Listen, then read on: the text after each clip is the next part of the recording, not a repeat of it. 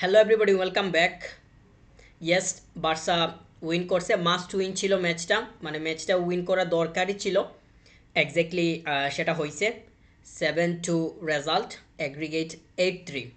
তো বড় ব্যবধানে বার্সা উইন করছে। আমরা যেভাবে ফার্স্ট মানে ফার্স্ট লেগটা দেখছি, সেইটার পরে অনেক ধরনের সংশয় কিংবা অনেক ধরনের বিভ্রান্তি তৈরি হয়েছিল, কিন্তু সেকেন্ড হাফ হোম গ্রাউন্ডে যেই ম্যাচটা হয়েছে এইটা কমপ্লিটলি ডিফারেন্ট এবং আমাদের মেন্টালিটি পুরাই চেঞ্জ করে দিছে। এবং আমি সত্যি এই মুহূর্তে বার্সা যেই টিম আছে, বার্সা যেভাবে টিম হয়ে খেলতেছে এইটা নিয়ে আশাবাদী। যদিও আমরা জানি কোয়ার্টার আছে সামনে, কোয়ার্টার পরে যাইতে হবে সেমিতে, এবং সেমি আর্সেনাল যেভাবে আগাইতেছে, তো তারা সেমিতে আসার সম্ভাবনা বেশি, বেশি পরিমাণ। সেমিতে যদি আসে তাহলে তাদের এগেনস্টে খেলা পড়বে। তো আমরা জানি ওয়েফা প্রিমিয়ার লিগ উইন করছে আর্সেনাল, আর বর্তমান সময়ে ভালো একটা শেপে আছে। তো তাদের এগেইনস্টে পারফর্ম করা আমাদের জন্য যথেষ্ট পরিমাণ চ্যালেঞ্জিং হবে যদি আমরা মানে সেমিতে যাইতে পারি। এখনও একটা স্টেপ বাকি, যেটা কোয়ার্টার। তো আজকের ম্যাচে কীরকম কী হয়েছে সেটা তো আমরা সবাই জানি। ফার্স্ট হাফ থেকে সেকেন্ড হাফের ট্রানজিশনটা যা হয়েছে এইটা ইমপ্রেসিভ, জাস্ট ইমপ্রেসিভ। এই ট্রানজিশনটার কারণেই নিউক্যাসল তারা আর দাঁড়াতে পারে নাই। আহ, আমি জানি না হাফ টাইমে কোচিং ডিপার্টমেন্ট তারা প্লেয়ারদের উদ্দেশ্যে কী বলছে, বিশেষ করে ফ্লিক, বা কীরকম মোটিভেট করছে, তো বা কী প্ল্যানিং ছিল। তো এইটা খুবই ভালো ছিল। ট্রানজিশনটা যেভাবে হয়েছে এইটার কারণে সম্পূর্ণরূপে সব কিছু চেঞ্জ হয়ে গেছে। আর নিউক্যাসল ঠিকমতো দাঁড়াতে পারে নাই, ঠিকমতো তারা স্ট্যান্ড করতে পারে নাই। ম্যান মার্কিংও ভালোভাবে হয় নাই। তাদেরকে আমরা দেখছি যে কনফিডেন্টলেস অবস্থায়।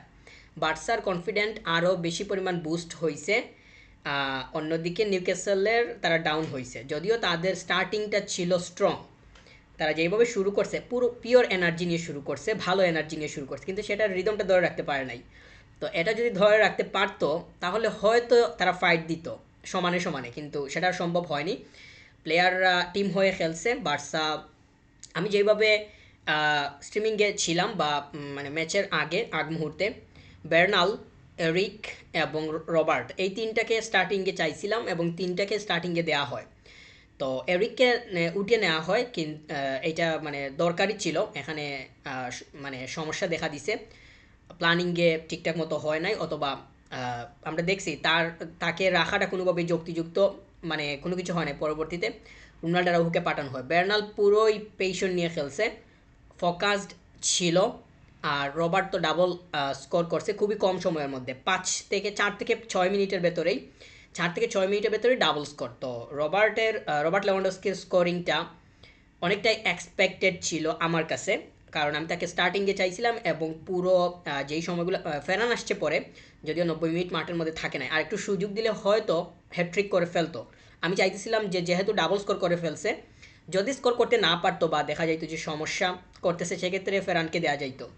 যেহেতু ডাবল স্কোর করে ফেলছে, এখানে একটু রাখলে হয়তো আমরা দেখতাম যে হ্যাট্রিকটা করে ফেলতো। সে যখন নামছে রিয়েক্ট করে নাই, তার যে এক্সপ্রেশন ছিল সেটা অনেকটাই বলা যায় যে সে মাঠের মধ্যে থাকতে চায়, এরকম এক্সপ্রেশন। তো ফ্লিকের যেই চিন্তাভাবনা অথবা বার্সা ম্যানেজমেন্টের যেই চিন্তাভাবনা, সেইটা অনুযায়ী বলা যায় যে বর্তমান সময়ে যে নাম্বার 9গুলো আছে এগুলোর উপরে ভরসা রাখবে হয়তো সামনের সিজনেও। আমি জানি না নতুন নাম্বার 9 আসবে কিনা বা নাম্বার 9 পজিশনে সাইনিং হবে কিনা। সাইনিংটা দরকার।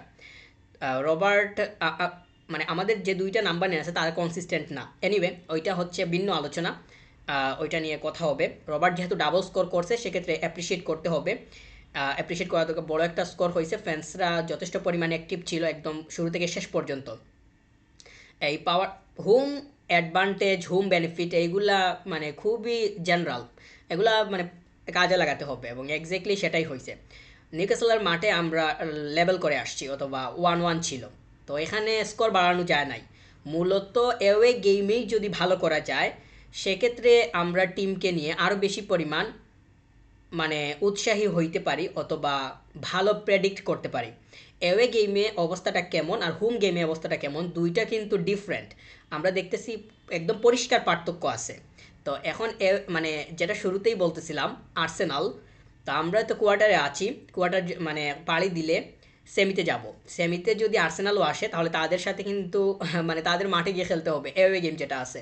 তো ওইখানে আমাদের অবস্থাটা আসলে কীরকম হইতে পারে এইটা আমাদের চিন্তায় আছে, সংশয়ের তৈরি করে।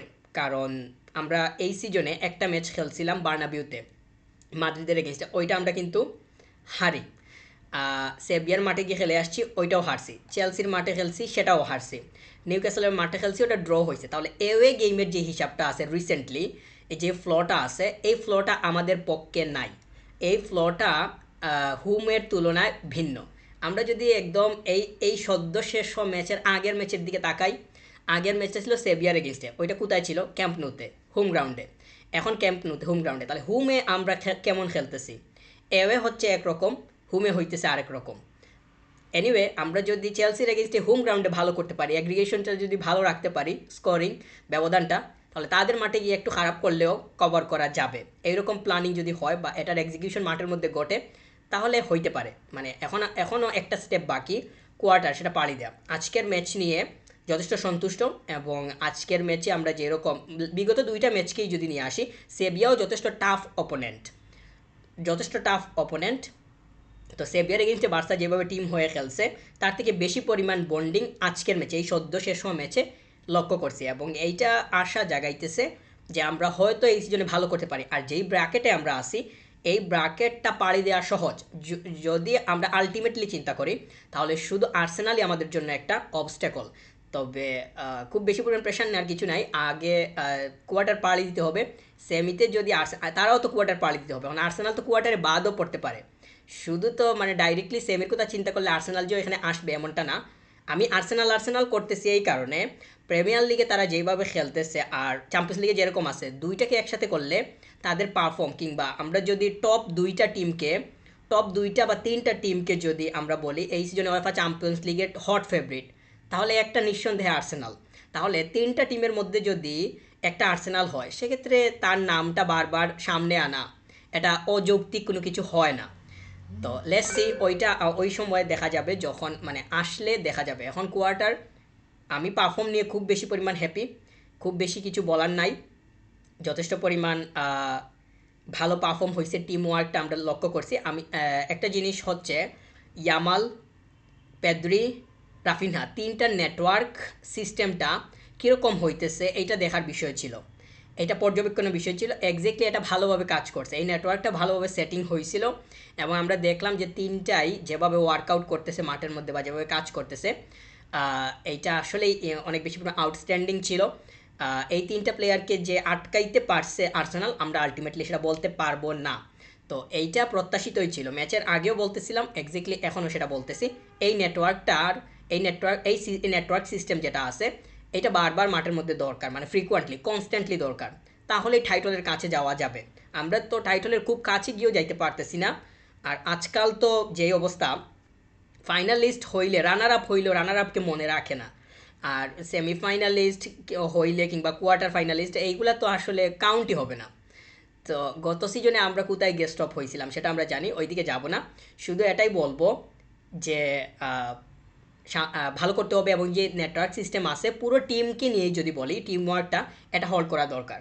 এটা খুবই স্ট্রংলি হোল্ড করতে হবে, এটা কনস্ট্যান্টলি মাঠের মধ্যে রাখতে হবে, তাহলেই টাইটলের কাছে যাওয়া সম্ভব। আর আমাদের যে ব্র্যাকেট আছে, এটা পাড়ি দিয়ে যদি আমরা ফাইনালে যেতে পারি, তাহলে ওই দিক থেকে মানে যারা আসবে বা যে আসবে, ও আমাদের জন্য যথেষ্ট পরিমাণ মানে কম্পিটিটিভ হবে। এবং ওইটা হবে গিয়ে ভিন্ন বিষয়। আগে ফাইনালিস্ট হওয়ার চিন্তা, যে ব্র্যাকেট আমরা আসি, এইটা আগে পাড়ি দিতে হবে, এই লাইনটা আগে পাড়ি দিতে হবে, ফাইনালে যাইতে হবে। পরের হিসাব পরে, আমরা জানি দুইটা ব্র্যাকেট, একটা ব্র্যাকেট থেকে একটা বের হবে। তো আমাদের যে ব্র্যাকেট আছে, এটা থেকে আমরা কীভাবে বের হইতে পারি, এটা হইতেছে গিয়ে এই মুহূর্তে মুখ্য চিন্তার বিষয়। লেটস সি, আমি পারফর্ম নিয়ে খুব বেশি পরিমাণ খুশি, এবং আরও বেশি পরিমাণ আশাবাদী। যেই টিম ওয়ার্কটা দেখছি, এইটা সামনের ম্যাচগুলোতে কনস্ট্যান্টলি মাঠের মধ্যে প্রত্যাশা করতেছি, এটাই। Thank you very much. Subscribe.